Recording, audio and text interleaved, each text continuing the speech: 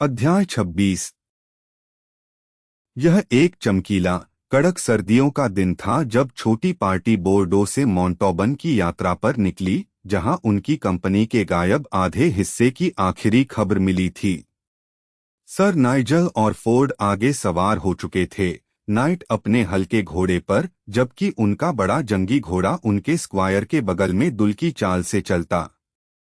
2 घंटे बाद एलेन एड्रिक्सन ने पीछा किया, क्योंकि उसे सराय का हिसाब चुकाना था और बहुत से दूसरे कर्तव्य थे जो शरीर के स्क्वायर के रूप में उस पर आते थे। उसके साथ एलवर्ड और होर्डल जॉन आए, पुराने की तरह हथियारबंद, लेकिन अपनी यात्रा के लिए भद्दे लैंड्स घोड़ों की एक जोड़ी पर सवार, भारी सिर और डगमगाते लेकिन बड़ी सहनशक्ति वाले, और सारा दिन धीमी चाल से चलने में सक्षम, यहाँ तक कि जब विशाल तीरंदाज के घुटनों के बीच हों, जिसका वजन 270 पाउंड था। वे अपने साथ बोझा ढोने वाले खच्चर लिए थे, जो टोकरियों में सर नाइजल की अलमारी और मेज का सामान लादे थे, क्योंकि नाइट हालांकि न तो फैशन परस्त थे और न पेटू, छोटी चीजों में बहुत नफासत पसंद थे और पसंद करते थे, चाहे मेज कितनी ही खाली या जिंदगी कितनी ही कठोर हो, कि उनकी नैपरी अब भी सफेद हो और उनका चम्मच चांदी का। रात में पाला पड़ा था और सफेद सख्त सड़क उनके घोड़ों की नाल के नीचे जोर से गूंजती थी जब वे शहर के पूर्वी फाटक से तेजी से निकले, उसी चौड़े राजमार्ग पर जिस पर अज्ञात फ्रेंच चैंपियन जूस्टो के दिन चला था। तीनों बराबर सवार थे। एलेन एड्रिक्सन अपनी नजरें नीची और अपना दिमाग बिखरा हुआ, क्योंकि उसके विचार सुबह सर नाइजल के साथ हुई बातचीत में व्यस्त थे। क्या उसने इतना कहकर अच्छा किया, या क्या उसने और कहकर बेहतर किया होता? अगर उसने लेडी मौद के लिए अपने प्यार का इजहार कर दिया होता तो नाइट क्या कहते?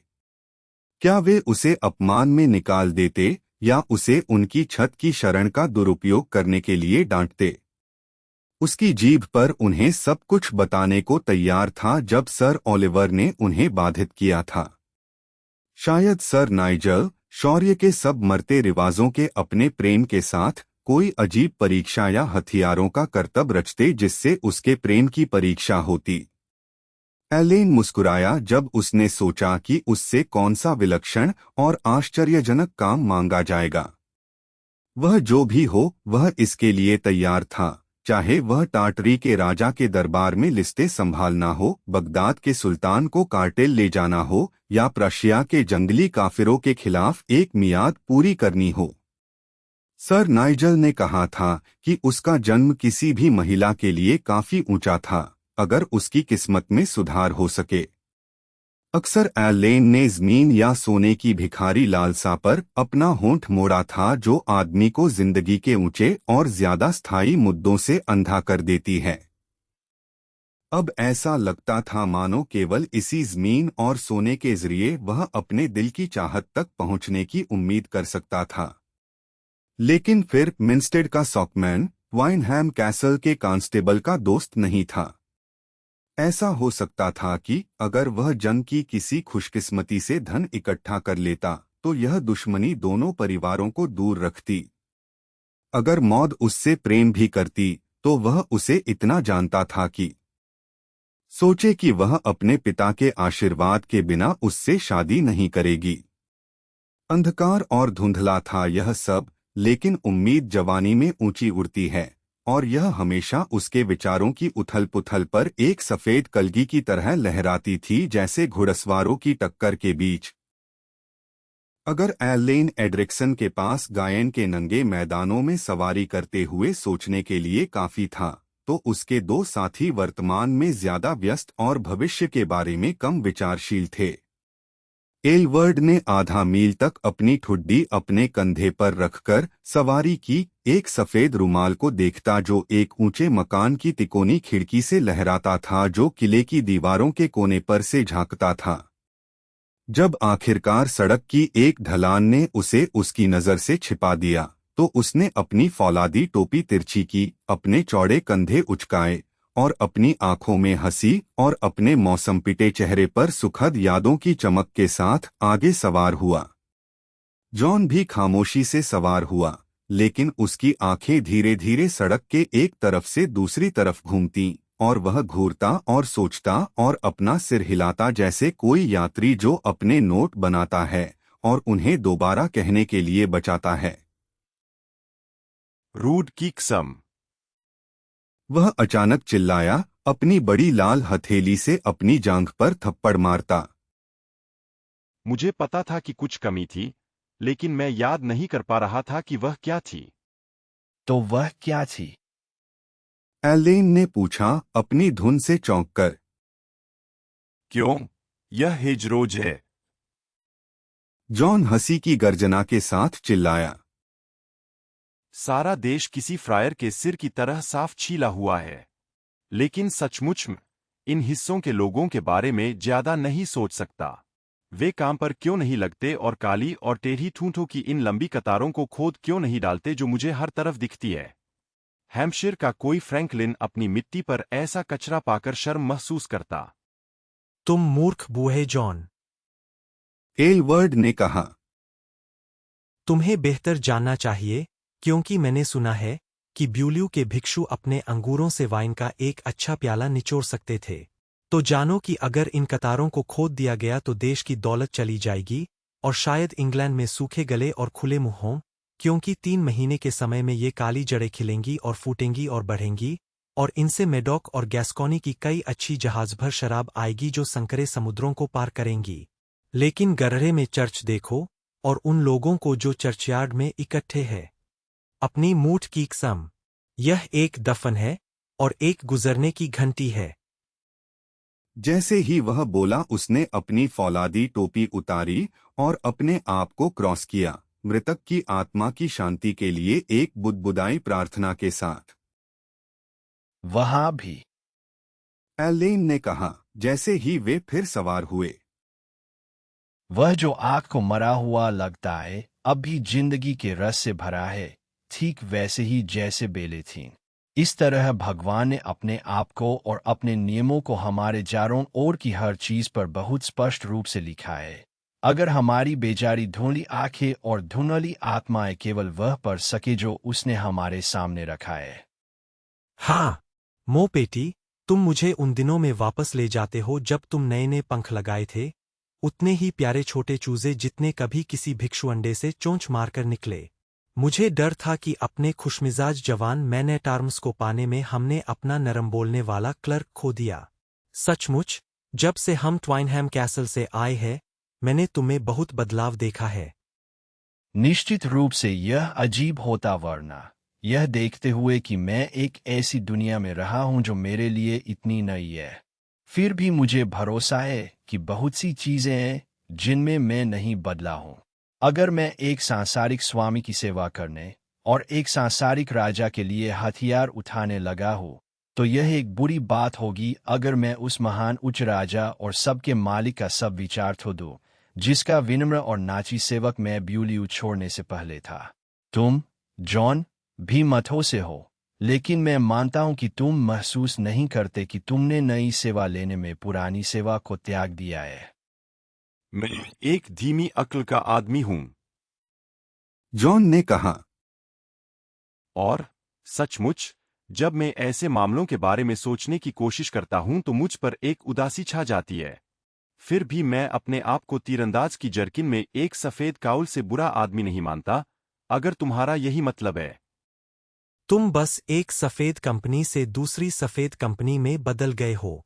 लेकिन इन 10 उंगली हड्डियों की कसम, यह मेरे लिए एक बहुत अजीब बात है, यह सोचना कि यह पिछली पतझड़ ही की बात है कि हम लिंडहर्स्ट से साथ चले थे, वह इतना कोमल और कुमारी जैसा, और तुम, जॉन, एक बड़े लालंगों वाले बरे हुए चांदबछड़े की तरह, और अब यहाँ तुम बोर्डो से गुजरने वाले सबसे फुर्तीले स्क्वायर और सबसे तगड़े तीरंदाज हो, जबकि मैं अब भी वही पुराना समकीन एलवर्ड हूँ, बिना किसी बदलाव के, सिवाय इसके कि मेरी आत्मा पर कुछ और पाप है और मेरी थैली में कुछ कम मुकुट। लेकिन मैंने अभी तक कभी नहीं सुना, जॉन, कि तुम्हारे ब्यूलियू से बाहर आने की वजह क्या थी। 7 वजहें थीं। जॉन ने सोच विचार कर कहा। उनमें से पहली यह थी कि उन्होंने मुझे बाहर फेंक दिया। माफोई, कामाराद, बाकी 6 शैतान के साथ। यह मेरे लिए और तुम्हारे लिए भी काफी है। मैं देख सकता हूं कि वे ब्यूलियू में बहुत बुद्धिमान और विवेकी लोग हैं। आह! मो, आज तुम्हारी हांडी में क्या है? दूध है योग्य सर, किसान लड़की ने जवाब दिया, जो एक झोंपड़ी के दरवाजे पर हाथ में जग लिए खड़ी थी। क्या आपको अच्छा लगेगा सज्जनों कि मैं आपके लिए 3 सिंग प्याले भरकर लाऊं? नहीं, माँ पेटीट, लेकिन यह रहा तेरी दयालु जीभ और तेरे प्यारे चेहरे की नजर के लिए 2 सू का सिक्का। माँ फोई, लेकिन उसकी बोन मीन है। मेरा मन है कि रुकूं और उससे बात करूं। नहीं, नहीं, एलवर्ड। एलेन चिल्लाया। सर नाइजल हमारा इंतजार करेंगे और वह जल्दी में है। सच, सच, कामाराद। Adeen, ma chérie, mon cœur est toujours à toi। उसकी माँ भी एक सुगठित औरत है। देखो वह सड़क के किनारे कहाँ खोदती है। माँ फोई, पका फल हमेशा मीठा होता है। Bonjour, ma belle dame। भगवान तुम्हें अपनी हिफाजत में रखे। सर नाइजल ने कहा था कि वह हमारा कहाँ इंतजार करेंगे। मरमंडे या एक विलन में उन्होंने कहा कि हम उनसे आगे नहीं निकल सकते, यह देखते हुए कि बस एक ही सड़क है। हाँ, और यह एक ऐसी सड़क है जिसे मैं उतना ही जानता हूं जितना मीधुर्स्ट पैरिश बट्स को। 30 बार मैंने इस पर यात्रा की है, आगे और पीछे, और डोरी की झनकार की कसम। मेरा रिवाज है कि इस रास्ते से जितना ले जाता था उससे ज्यादा लादकर वापस आता हूं।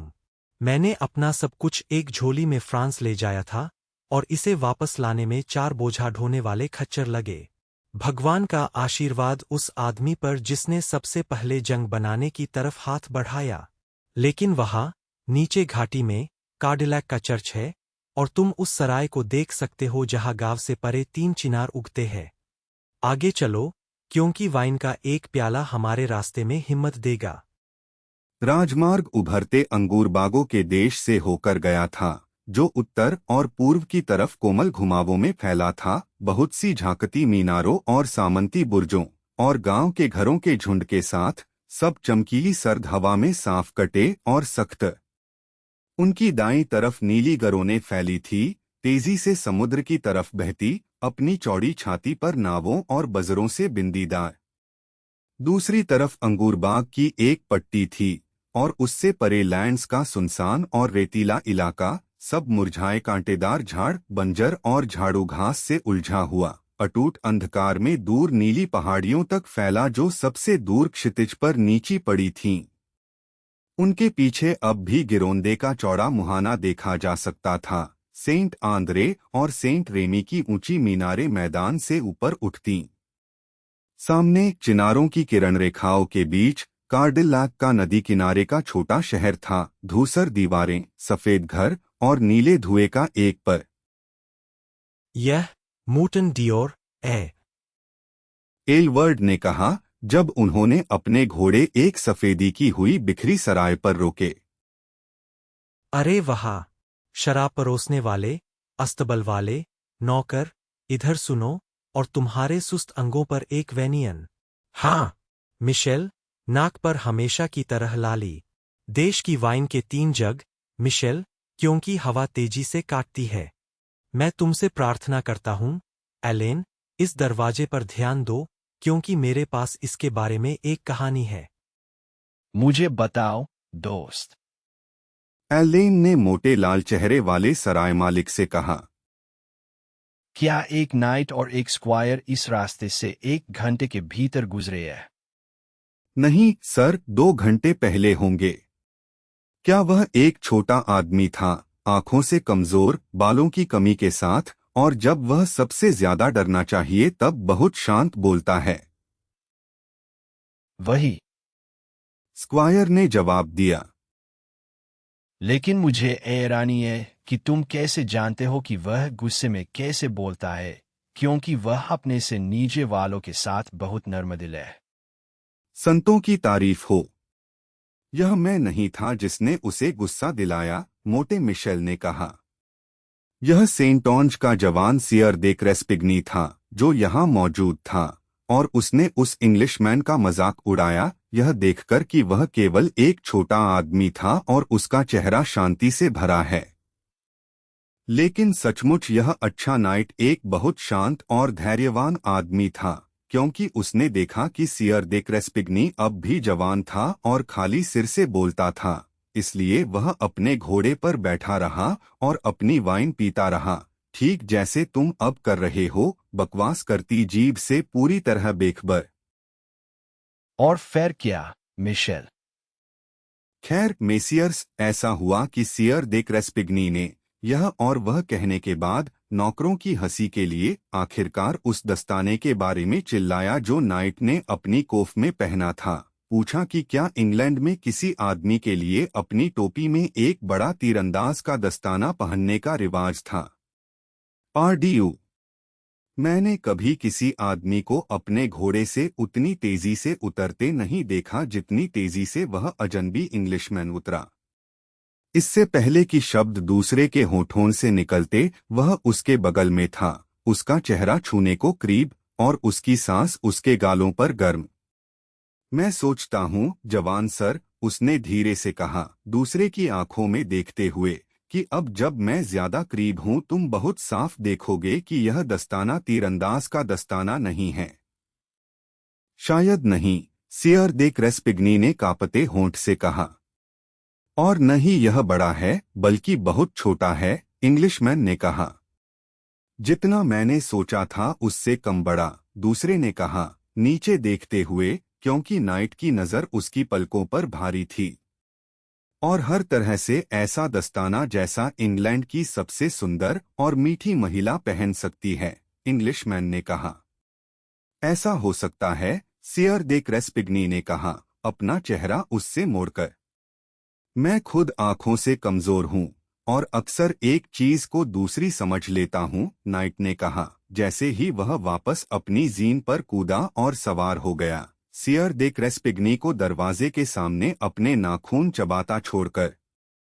हाँ, 5 जख्मों की कसम, बहुत से जंगी आदमियों ने मेरी वाइन पी है, लेकिन कभी कोई इस छोटे इंग्लिशमैन से ज्यादा मेरी पसंद का नहीं था। अपनी मूठ की कसम, वह हमारे मालिक है, मिशेल, और हम जैसे आदमी किसी सुस्त आदमी के नीचे सेवा नहीं करते। लेकिन ये रहे 4 दिनार, मिशेल, और भगवान तुम्हारे साथ हो, एन अवा, कामारादो, क्योंकि हमारे सामने एक लंबी सड़क है।